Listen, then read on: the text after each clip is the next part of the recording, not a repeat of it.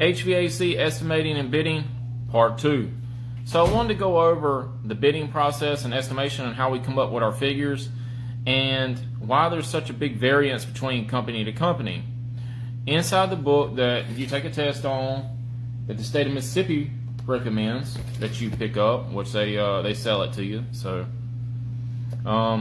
it's a 10-step process, and I'm going to go over it real quickly, try to keep it within the 3 minutes.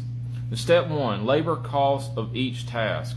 So you'll have all these different tasks associated with your job. You need to factor in how long it's going to take you and your labor costs. We'll go over more of that in a minute.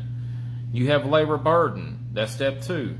Your employee taxes, insurance, Medicare, Social Security, federal unemployment insurance, workers' comp, liability insurance, and company benefits. You gotta factor all that in into your bid. Step 3, your material cost, and add a small contingency for waste. There's no way that you could possibly figure out to the T everything that you're going to need, because once you get to the job, you're going to be like, oh man, that was a foot short. You're going to have a little extra, and it's just an issue. Step 4, project equipment. Do you have to have a crane to lift something on a roof? Do you have to rent a duct jack? Do you have to rent a anything that you have to rent? Step 5, do you have any subcontractor fees? Do you have any subcontract labor?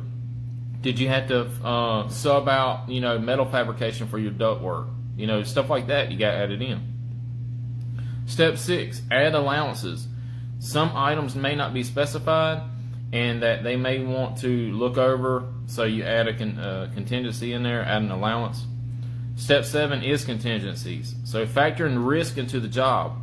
The more variable, the higher the risk. They have percentages on all this, but it's only a 3-minute video, so I'm trying to keep it short.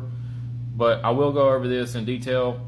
And by the way, if this has been beneficial for you, go ahead and tap on the screen. Go ahead and follow, like the video. I appreciate that. It means a lot. All right. Step 8, add project overhead. You got permits. You got temporary storage, temporary office. You got bonds associated with the job. All that stuff has got to be factored in as project overhead.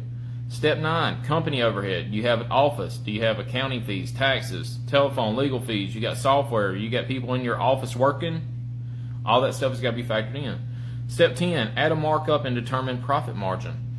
Cost estimation, customers' needs and expectations, local market and competition pricing. Hey, there's a lot to it. Add it all up. Follow for part 3.